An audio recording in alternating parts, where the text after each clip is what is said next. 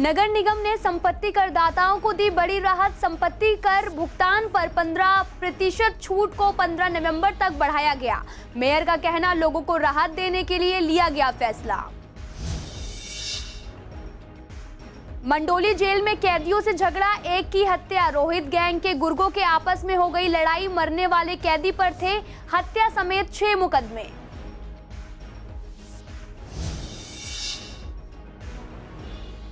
Ghazipur border में अभी भी सड़कों पर बैरिकेड्स। सिर्फ एक लाइन की सड़क के बैरिकेड्स को पुलिस ने हटाया। किसानों का कहना, दिल्ली जाना हुआ आसान। संयुक्त किसान मोर्चा जल्द लेगा फैसला।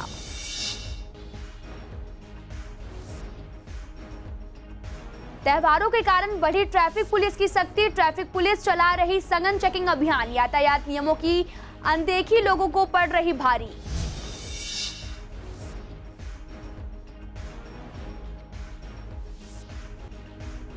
शाहदरा जीटी रोड पर बदहाली का शिकार। पाइपलाइन खोदने से हुए सड़क पर गड्ढे। लोगों का कहना, गड्ढों की वजह से होते हैं एक्सीडेंट।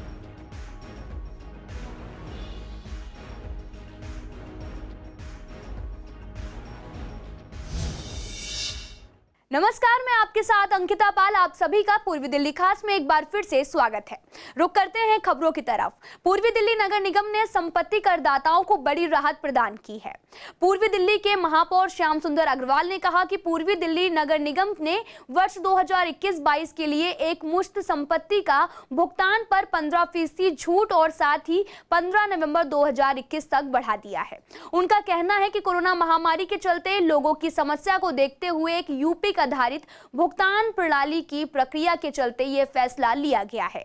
महापौर ने कहा कि जो संपत्ति धारक बिना 15% छूट के संपत्ति कर का भुगतान कर चुके हैं, उन्हें भी इस फैसला का लाभ मिलेगा। आपको बता दें कि लागू छूट की राशि अगले संपत्ति कर भुगतान में समायोजित कर ली जाएगी। आपको बता दें कि पूर्वी दिल्ली नगर निगम अपने नागरिकों को अधिकतम नागरिक सुविधाएं प्रदान करने को लेकर प्रतिबद्ध है। लोगों की डिमांड थी कि हम हाउस टैक्स जमा करना चाहते हैं, लेकिन हमें यूपी का नंबर नहीं मिल पाया। बहुत परेशानियां हुए। उनकी परेशानियों को देखते हुए और ईडीएम से ज़्यादा हाउस टैक्स जमा हो, हमने 15% छूट के साथ इसकी अंतिम तिथि 15 नवंबर कर दी है। आप लोग अपना हाउस टैक्स छूट के साथ 15 नवंबर तक जमा कर सकते हैं। आपको कोई जुर्माना या ब्याज नहीं देना होगा, बल्कि आपको 15% छूट मिलेगी। इसके अलावा 3% कोविड की और 2% ऑनलाइन जमा करने की छूट मिलेगी। मंडोली जेल में 2 कैदियों ने एक कैदी पर धारदार हथियार से हमला करके उसकी हत्या कर दी। मामले में घायल महेश उर्फ मुन्ना नाम के कैदी को गंभीर हालत में जीटीबी अस्पताल में भर्ती कराया गया था, लेकिन इलाज के दौरान उसकी मौत हो गई। इस मामले पर अतिरिक्त जेल अधीक्षक की शिकायत पर हर्ष विहार थाने में पुलिस ने जेल में बंद कैदी रघुनाथ उर्फ विक्की और गोलू उर्फ इमरान के खिलाफ हत्या का मुकदमा दर्ज किया है। आपको बता दें कि पुलिस मामले की जांच कर रही है और शुरुआती जांच में सामने आया है कि वारदात को अंजाम देने वाले दोनों कैदी रोहित चौधरी गैंग के गुर्गे हैं और साथ ही पुलिस के मुताबिक महेश अंडर ट्रायल कैदी था। वह मंडोली जेल के 15 नंबर के वार्ड 3 में बंद था। आपको बता दें कि उस पर हत्या, रंगदारी समेत 6 मुकदमे दर्ज थे, लेकिन अभी भी किसी भी मामले में उसका फैसला नहीं लिया गया है और नहीं आया भी नहीं। आपको बता दें कि शुक्रवार दोपहर करीब 3:15 उस पर हत्या, रंगदारी समेत 6 मुकदमे दर्ज थे, लेकिन अभी किसी भी मामले में फैसला नहीं आया था। शुक्रवार दोपहर करीब 3:15 बजे तक जेल के किसी वार्ड में बंद एक और अंडर ट्रायल कैदी रघुनाथ उर्फ विक्की और गोलू उर्फ इमरान ने किसी चीज से धारदार हथियार बनाकर उस पर हमला कर दिया। आपको बता दें कि इनके बीच हुए संघर्ष का पता चलते ही जेल प्रशासन ने घायल कैदी महेश को जेल के अस्पताल में प्राथमिक उपचार के लिए भर्ती कराया है, लेकिन हालत इतनी गंभीर थी कि उसे वहां जीटीबी अस्पताल रेफर कर दिया गया। शनिवार को इलाज के दौरान महेश ने दम तोड़ दिया। आपको बता दें कि धारदार हथियार से उसका काफी खून बह गया। बताया जा रहा है कि इन कैदियों के बीच पहले से रंजिश चल रही थी। मंडोली जेल में कैदियों के बीच इस तरह के झगड़े की यह पहली घटना नहीं है। इससे पहले पिछले महीने 28 सितंबर को सेल से भी बाहर निकलने से मना करने पर गुस्साए कैदियों ने दीवार पर सिर मारकर खुद को घायल भी किया था। टिकरी बॉर्डर और गाजीपुर बॉर्डर पर कुछ बैरिकेड्स को भी पुलिस ने हटा दिया है, लेकिन अभी भी ज्यादातर जो बैरिकेड्स हैं उससे रास्ता बंद है। वहीं जब हमारे संवाददाता एहरार चौधरी ने गाजीपुर बॉर्डर पर जाकर जायजा लिया तो पाया कि अभी सिर्फ एक लाइन ने ही बैरिकेड्स के पुलिस को ने हटाया है। आपको बता दें कि ज्यादातर जो रास्ते हैं अभी भी बंद है। वहीं किसानों का कहना है कि बैरिकेड हटने से दिल्ली जाने का रास्ता और आसान हो गया है। अब हम बिना किसी दिक्कत के संसद भवन को देख पाएंगे। उन्होंने कहा कि संयुक्त किसान मोर्चा जल्द ही दिल्ली जाने को लेकर फैसला करेगा। अभी तो बैरिकेड जो हटे वो भी कंप्लीट हटे नहीं है। हम पिछले 11 महीने से पूरे किसान मजदूर सड़कों पर बैठे थे और सरकार ने रोक रखा था। ये बात हम सबको कह रहे थे लेकिन समझ में नहीं आ रही थी, लेकिन ये अब स्पष्ट हो गया है कि ये रास्ते सरकार ने ही रोके थे और सरकार ये अब खाली कर रही है। अभी तक हमें सरकार ने बताया नहीं कि वो क्यों खाली कर रही है और हमें लगता है कि जो हमारा आंदोलन हम आए थे दिल्ली सरकार से बात करने के लिए, केंद्र सरकार से, यहाँ रोक रखा था, अब सरकार खोल रही है तो या तो ये बताएगी हमें कि आप दिल्ली जाओ, भी आपके लिए रास्ते खोल दिए हैं। हम जब सरकार बताएगी ये जो खोलने वाले हैं या तो तब पता चलेगा या फिर संयुक्त किसान मोर्चा इस पर जो निर्णय लेगा, जो अभी चर्चा चल रही है हमने क्या निर्णय लेना है। पर सभी किसानों को कहा गया है कि जिनको एमएसपी नहीं मिल रही है वो मंडियों में धक्के खा रहे हैं, तो सबको ये किसानों को बॉर्डरों पर आने की अपील की गई है, भी आइए और जिसका धान एमएसपी नहीं मिल रहा है वो भी धान लेके ट्रैक्टर ट्राली लेके यहीं आ जाइए। दिल्ली में हम एमएसपी की मांग भी करेंगे, लेकिन जो संयुक्त किसान मोर्चा फैसला करेगा कि दिल्ली कब जाना है। बॉर्डरों पर संख्या बढ़ रही है किसानों की, सबको अपील कर दी गई है, आ रहे हैं। हाँ, किसानों की संख्या तो पहले भी बहुत थी और अब और ज़्यादा बढ़ रही है, लेकिन सरकार ने रास्ता क्यों खोला ये तो सरकार बताएगी। लेकिन किसान ने यहाँ इसलिए रुका था कि ये हॉल्ट दे दिया था। हमने कहा था सरकार हमें जहाँ रोकेगी हम रुक जाएंगे। हमारी मांग आज भी वही है, तीनों काले कानून वापसी ले लो, एमएसपी की गारंटी दो और दिल्ली चलो। इस जगह से हट के आगे जाना पड़ेगा, पीछे जाना पड़ेगा, ये तो सरकार के ऊपर निर्भर करता है। सरकार ने अब बैरिकेड खुलवाए हैं, 11 महीने से बैरिकेड लगे हुए थे, अभी भी उसने बैरिकेड खोलने का नाम किया है, बैरिकेड खोले नहीं है। अभी बैरिकेड सरकार खोलेगी, हमें ये पता लगेगा भाई सरकार ने बैरिकेड क्यों खोले हैं। अभी हमसे कुछ नहीं कहा, जब बैरिकेड लगाए तो हम समझ गए कि हमें रोकना चाहते हैं। अब बैरिकेड उन्होंने खोल दिए, हम समझ रहे हैं कि सरकार हमें जाने देना चाहती है। किसान वैसे नॉर्मल आ रहे हैं, जैसे पहले भी आते हैं इसी तरीके से अभी आ रहे हैं। किसान आंदोलन में कल बैरिकेड हटाए गए, खासकर फ्लाईओवर के ऊपर के। किसान नेताओं का कहना है कि आगे की रणनीति जो भी रहेगी, जो संयुक्त किसान मोर्चा फैसला लेगा, हम उसके बाद आगे की रणनीति तय करेंगे। फिलहाल अभी 2 तारीख तक कोई रणनीति नहीं है और ना ही दिल्ली जाने की तैयारी है। लेकिन इस जो बैरिकेड हटाए गए इसमें एक खास बात मैं ये बता दूँ, फ्लाईओवर के ऊपर के बैरिकेड हटाए गए हैं। सिर्फ जो फ्लाईओवर जहाँ किसान आंदोलन की खासकर मेन स्टेज है उस फ्लाईओवर के बैरिकेड हटाए गए। रोड के दोनों तरफ, नीचे की तरफ ये जो दिल्ली से रास्ता आता है, ये मंडी मुर्गा मंडी की तरफ का रास्ता है, इसके बैरिकेड हटाए नहीं गए। 6 लेयर की यहाँ बैरिकेडिंग की गई है जो अभी ऐसी मौजूद है। ना दिल्ली से अभी कोई इस रास्ते की तरफ आ सकता है। भले ही 2 फ्लाईओवर के 2 पहले के बैरिकेड पहले ही हटा दिए गए थे और एक बैरिकेड कल हटाए गए जो यूपी से दिल्ली की तरफ रास्ता आता है, जिस पे किसानों का टेंट लगा हुआ है और किसानों का जिस पे खासकर स्टेज लगा हुआ है। लेकिन अभी रोड के नीचे की तरफ के बैरिकेड, दोनों तरफ के बैरिकेड अभी हटाए नहीं गए। दिल्ली पुलिस द्वारा वो बैरिकेड अभी ऐसी के ऐसी लगे हुए हैं। कैमरामैन नवीन के साथ एहरार चौधरी, CCN। त्योहारों को लेकर ट्रैफिक पुलिस सघन चेकिंग अभियान चला रही है। ट्रैफिक पुलिस कर्मी का कहना है कि त्योहारों के कारण सड़कों पर लोगों की संख्या बढ़ गई है। ऐसे में कुछ लोग जल्दबाजी के चक्कर में यातायात की अनदेखी कर रहे हैं। हम ऐसे लोगों की चिन्हित कर रहे हैं जो यातायात की अनदेखी करने पर चालान कर रहे हैं ताकि वो आगे ऐसी गलती ना करें। लोगों को समझना चाहिए कि सड़क पर चलते समय सभी नियमों का पालन करें ताकि कोई भी अनहोनी ना हो। वहीं त्योहारों के कारण भी दूसरे राज्यों से आने वाले वाहनों को भी चेक किया जा रहा है।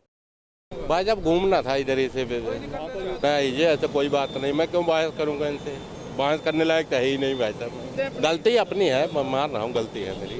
ऐसा है जी, हम कोशिश करते हैं कराने के लिए और आज भी 10 चालान हो गए कर दिया हमने, इसी लिए करते हैं हम, तो ये इसी काम को करते हैं। टोटल 10 चालान हो गए अब तक। ऐसा को RC वायलेशन पॉल्यूशन वगैरह के इनके चालान हो सकते हैं। हाँ, मोबाइल यूजिंग वगैरह के भी होते हैं, मोबाइल यूजिंग वाला मिलेगा उसके भी होते हैं, मोबाइल यूजिंग वाले के भी जो सा ऑफेंस करते हैं उस हिसाब से चालान होते हैं। तो लोग बहस भी करते हैं कई बार। हाँ जी, कई बार बहस भी करते हैं। क्या कागज वगैरह उनके पास नहीं होता, बहस भी करते हैं। अरे मैं सॉरी फील कर रहा हूँ, मेरी गलती थी। रेड लाइट ऑफ थी, रेड लाइट थी, इसलिए मैंने फोन उठाया था। अचानक वो ग्रीन हो गई और पीछे से रश आ रहा था, इसलिए मैं 2 मिनट हाथ से कटा। नहीं, फोन पे ड्राइविंग रेड लाइट पे कर रहा था तो वो ग्रीन हो गई, इसलिए फिर मैं पीछे से रश आ रहा था, इसलिए 2 मिनट। रूल्स के अकॉर्डिंग 15 साल पुराना है ये कह रहे हैं। आउट ऑफ इंडिया था, डैड का पुराना है तो ऐसे ही चलाने के लिए निकाला था। कुछ नहीं सर, सीज करने को कह रहे हैं। शाहदरा जीटी रोड इन दिनों बदहाली का शिकार है। पाइपलाइन के लिए खोदी गई सड़क पर गड्ढे होने की वजह से कोई ना कोई राहगीर चोटिल हो रहा, लेकिन फिर भी अभी तक किसी भी विभाग ने भी पाइपलाइन के लिए खोदी गई सड़क का सुध नहीं ली है। वहीं राहगीरों का कहना है कि गड्ढों में पानी भर गया है, जिसकी वजह से गड्ढे दिखाई नहीं देते और लोग गिर जाते हैं। लोगों ने मांग की है कि जल्द से जल्द सड़क को ठीक कराया जाए। इतना यहाँ पे जो है गड्ढे हो रहे हैं और उसकी वजह से गाड़ी वालों को बहुत परेशानी हो रही है। मट्टी भी चारों तरफ फैली पड़ी है और गड्ढे बहुत है। इसके हो गए 3 महीने हो गए। जी पहले नहीं बनी, कभी नहीं बनी, हमने देखी नहीं। 20 साल हो गए जब से फ्लाईओवर बना, तभी सड़क बनी थी। ये तो बरसात में टूट गई, पानी भर जाता है, टूट जाती है। स्कूटी वालों को, ऑटो वालों को, बैटरी रिक्शा वालों को बहुत दिक्कत हो रही है। समस्या तो मैडम 6 महीने से है, आज से समस्या नहीं है, लेकिन सुनने वाला कोई नहीं है। यहीं का MP है, यहीं का MLA है, यहीं का निगम पार्षद है, लेकिन किसी का इसी का ध्यान नहीं है। जो है हर रोज 2-3 गाड़ी पलटती है और हम बल्कि इलाज भी करवाते हैं और अपने पास से भी कई कोशिश करके देख चुके हैं, लेकिन कोई उसका नतीजा नहीं निकला है। पढ़ते जिनकी चोट लगती है, इसकी हमें कोई दिक्कत नहीं। जब बैटरी रिक्शा वाले पढ़ते हैं, चोट लगती है, 2-3 लेडीज को चोट लगी, एक हाथ फ्रैक्चर हो गया। परेशानी हमारी इस रोड की नहीं है, जो चोट लगती है उनकी परेशानी ज़्यादा है। ज़्यादा हो गया, सब ये पानी खूब बहता रहता है यहाँ पर, वो देखने वाला नहीं, सुनने वाला नहीं। ये रिक्शा ऑटो पलटती रहती हैं, सवारियों चोट लग गई, कई झगड़ हो रही है, कोई ध्यान नहीं देता है, सब पल भी परेशान हो रही है। इंदिरा पार्क एक्सटेंशन में खुलने वाले शराब के ठेकों पर लोग ने विरोध जताया है। आपको बता दें कि लोगों का कहना है कि सरकार की नई शराब नीति ठीक नहीं है। सरकार ठेकों को ऐसी जगह खोलने का आदेश दे रही है जहां पर ज्यादातर लोगों का आना जाना ना हो। वहीं कांग्रेस नेता रमेश पंडित का कहना है कि केजरीवाल सरकार अपने फायदे के लिए कोई भी गलत काम कर सकती है, लेकिन सरकार के गलत फैसलों को लोगों का समर्थन जो है वो नहीं मिल रहा। लोग लगातार विरोध प्रदर्शन कर रहे। देखिए, जिस प्रकार से केजरीवाल ने शराब की नई नीति लाकर दिल्ली को शराब के राजधानी बनाने का प्रयास किया है, हम उसका पुरजोर विरोध करते हैं। क्योंकि केजरीवाल जी ने सीधा सीधा आने वाले जो 5 राज्यों में चुनाव होने जा रहा है उसके लिए जो चंदा और जो पैसा इकट्ठा कर कर चुनाव लड़ने की तैयारी की है, वो दिल्ली की जनता कभी भी नहीं भूलेगी। और ख़ास तौर से जब यहाँ इंदिरा पार्क सोम बाजार मेन रोड के ऊपर जो शराब का ठेका खोला जा रहा है, इसका यहाँ की जनता, यहाँ की RWA और यहाँ की एसोसिएशन घोर विरोध करती है। और ये घोर विरोध करने का कोई किसी की दुकान के खिलाफ नहीं है, लेकिन विरोध इसलिए किया जा रहा है क्योंकि यहाँ 30 मीटर की दूरी पे जहाँ स्कूल है, वहीं 30 मीटर की दूरी के ऊपर यहाँ पर मंदिर है और साथ में इस रोड के ऊपर से हजारों लोग गुजरते हैं। और जब शराब की दुकान खुलती है तो निश्चित रूप से जिस प्रकार से असामाजिक तत्वों की गतिविधि बढ़ती है, उससे जहां बहन बेटियों को नुकसान होता है, उनसे छीना झपटी होती है, उनसे बदतमीजी होती है, उनसे छेड़खानी होती है, उसके साथ साथ बच्चों को भी इस शराब की लत के, मैं समझता हूँ, जंजाल में फंस जाना पड़ता है। नहीं जी, ये बिल्कुल सच है कि जो पहले हमारे गली मोहल्लों में टॉफ़ी की, चॉकलेट्स की, इस तरह की दुकानें खुलती थी, जिससे हमारे बच्चे उसी को समझते थे ये सही चीज़ है। इसी तरह केजरीवाल जी सोच रहे हैं कि हमारे देश घर की जो नींव है, जो हमारे देश की नींव है, उसको नशे की लत का आदी बनाना चाह रहे हैं। गली मोहल्ले में हम बहनें भी आती हैं, माएँ बहनें सभी आती हैं, जो कि यहाँ से नशे की दुकान होने की वजह से उनके आने जाने में दिक्कत होती है। असामाजिक तत्व बढ़ते हैं, चोरी चकारी, देश में इतनी बेरोजगारी हो रही है। केजरीवाल जी जो है बेरोजगारी को हटाने की जगह है देश को नशा मुक्त बनाना चाहते हैं, नशा युक्त देश बनाना चाहते हैं। हम इसी चीज़ का तो और इसी चीज़ के लिए केजरीवाल जी का विरोध कर रहे हैं कि केजरीवाल को ये देखना चाहिए कि हम किस जगह पे ठेके का खुलवा रहे हैं। कि जो या तो वो ये चाहते हैं कि हमारी ज़्यादा से ज़्यादा आमदनी हो, या वो ये करना चाहते हैं कि जितनी ज़्यादा जनसंख्या में यहाँ पे आदमी या बच्चे लड़के हैं वो इस चीज़ के आदी बने। इसलिए वो मेरे को लगता है बीच बाजार में वो इस चीज़ का निर्माण करना चाह रहे हैं। ठेका मोहल्ले में नहीं खुलना चाहिए, जिसका विरोध कर रहे हैं मंदिर पास में, स्कूल पास में, और ये उचित बात नहीं है। ठेका खुलने से यहाँ सारी प्रोडक्शन सारी खराब हो जाएगी, हमारे मोहल्ला सब खराब हो जाएगा, बच्चे सारे स्कूल के यहीं से निकलते हैं। कृष्णानगर में पुलिस और डीसीपी की मौजूदगी में मॉक ड्रिल किया गया है। मॉक ड्रिल में कृष्णानगर में बम होने की सूचना पुलिस को मिली थी, जिसके बाद पुलिस बम स्क्वाड के साथ कृष्णानगर में सर्च अभियान चलाया, तभी बम फट जाता है। आपको बता दें कि कुछ लोग गंभीर रूप से जो है वो जख्मी हो जाते हैं, जिसके बाद से पुलिस उनको तत्काल अस्पताल में भर्ती कराती है। मॉक ड्रिल के बाद ही आपको बता दें कि डीसीपी आर सत्यसुंदरम ने वहां पर मौजूद लोगों से अपील की कि त्योहारों का समय है, इसलिए सभी को अलर्ट रहने की जरूरत है। अगर किसी को कोई भी लावारिस वस्तु दिखाई देती है तो बिना किसी देरी के पुलिस को इसकी जानकारी दें। 4 बजे हमें कॉल मिली थी, यहाँ एक ब्लास्ट हुआ है 4 बजे के आसपास। उसमें 6 लोग इंजर्ड हैं मौके पर। इसे जैसे कॉल मिला है हमने अपना जो सारे ऑफिसर्स पुलिस स्टाफ है, बाकी हमारा जितने भी गाड़ियाँ हैं, एम्बुलेंस सर्विस जो प्राइवेट है सरकारी, सबको हमने तुरंत इन्फॉर्म किया है मौके पे पहुंचने के लिए। उस हिसाब से हमारा सारे ऑफिसरान स्टाफ सब मौके पे पहुंचे हैं। वहाँ जो मार्केट वेलफेयर एसोसिएशन है लाल क्वार्टर का, उनका भी मदद लिया है, क्योंकि जो ब्लास्ट हुआ है वो सबसे इंटीरियर है, उसका पहुंचना तो काफ़ी मुश्किल था, क्योंकि काफ़ी सारे भीड़ वगैरह मार्केट के अंदर है, सारे महिला है, उसके अंदर गाड़ी निकलना मुश्किल है। इसलिए हमने एक अलग रास्ते से हम अल्टरनेट रूट वो निकाल कर फिर वो बात करके उसी से हमने सारे जो एम्बुलेंस है, हमारा ऑफिसर उनका गाड़ी है, बाकी जो फायर सर्विस का जो फायर टेंडर वाला सब मौके पे पहुंचे तुरंत। त्योहारों को लेकर बाजारों की जो रौनक है वो देखते ही बन रही है। पूर्वी दिल्ली के लगभग सारे बाजार इस वक्त लाइटों और झालरों से जगमगा रहे हैं। अभी कुछ दिन मार्केट एसोसिएशन के सदस्यों ने भी पुलिस विभाग से मिलकर मीटिंग की थी, जिसके बाद से बाजारों में पुलिसिंग व्यवस्था में भी जो है मजबूती आई है और बाजारों में इस वॉच टावर से निगरानी रखी जा रही है। त्योहारों को लेकर पुलिस महकमा जो है वो अलर्ट है। वहीं दुकानदारों का कहना है कि खरीदारी करने के लिए आए लोगों ने कोरोना नियमों का बखूबी पालन कर रहे हैं। मार्केट बड़े समय से डूबी हुई थी कोरोना के चक्कर में, और मसा मुश्किल से हम समझ सकते हैं कि इस समय उठनी शुरू हुई है। पुलिस का बड़ा अच्छा बंदोबस्त है, बैरिकेड्स लगे हैं, बंदे खड़े हैं, हर तरफ पुलिस तैनात है, और इस समय भी मॉक ड्रिल हो रही थी। तो कहीं ना कहीं पुलिस भी अलर्ट है, मार्केट एसोसिएशंस भी अलर्ट हैं, रेगुलर अनाउंसमेंट चल रही है कोविड प्रोटोकॉल मेंटेन करने के लिए, और थोड़ी थोड़ी मार्केट उठनी शुरू हुई है, थोड़े लोगों का रश आना शुरू हुआ है। तो लगता है कि अगर इसी तरह से माहौल बना रहा तो दिवाली अच्छी निकल जाए। कोरोना के असर को कम देखते हुए हम लोगों ने इस बार सुझाव दिया था ये कि मार्केट को सजाना चाहिए, और सभी दुकानदार भाइयों ने उसका साथ भी दिया। इसलिए हम लोगों ने दिवाली के उपलक्ष्य में मार्केट को थोड़ा डेकोरेट भी किया है। ये एसएचओ और डीसीपी साहब का शाहजहां जिला के, कि उन लोगों ने बहुत ही अच्छे इंतजाम किए, और मैं फायर ब्रिगेड वालों का और एम्बुलेंस वालों का भी धन्यवाद करना चाहूँगा। त्योहारों को लेकर आनंद विहार बस अड्डे और रेलवे स्टेशन की सुरक्षा को पहले से और मजबूत कर दिया गया है।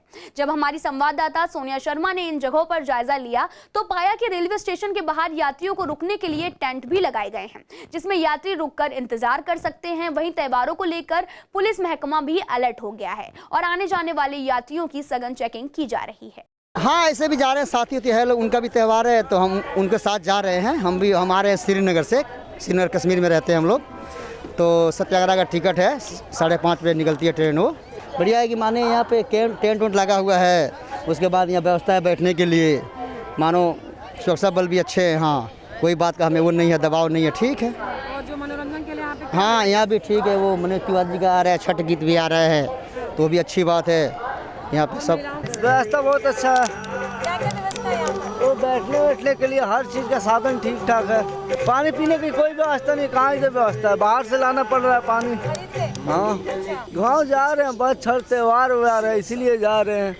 नहीं, फिलहाल तो मतलब बेटर है पहले से, मतलब जो कॉन्सेप्ट है अच्छा दिख रहा है, तरह तरह के, मतलब यहाँ पे जैसे टॉयलेट फैसिलिटीज है, आपका पंडाल है, और ये मतलब सबसे तो अच्छा ये चीज़ है यहाँ पर जो एलसीडी के माध्यम से लोगों को दिखाया जा रहा है। बदलाव का तो अगर देखा जाए तो काफ़ी अच्छा है, क्योंकि अगर आप इस जो अप्रैल गया है जिसमें जो सेकेंड वेव था, उसमें इस टाइप की कोई व्यवस्था नहीं की गई थी सरकार की तरफ से, और उस टाइम मतलब काफ़ी ज़्यादा लोग अपना इम्पोज भी हुआ था एक दूसरे से, उस चीज़ को काफ़ी हद तक कंट्रोल किया गया है इस बार। तो मे भी आने वाले टाइम में अगर इसको और ज़्यादा इससे बेहतर कर सकते हैं। बहुत अच्छी है, हम तो पहली बार ऐसा व्यवस्था देखे हैं, अच्छा लग रहा है देखकर कि इतना अच्छा सुविधा है सब लोग। फिलहाल इस बुलेटिन में इतना ही। तमाम खबरों के लिए आप देखते रहिए CCN न्यूज़।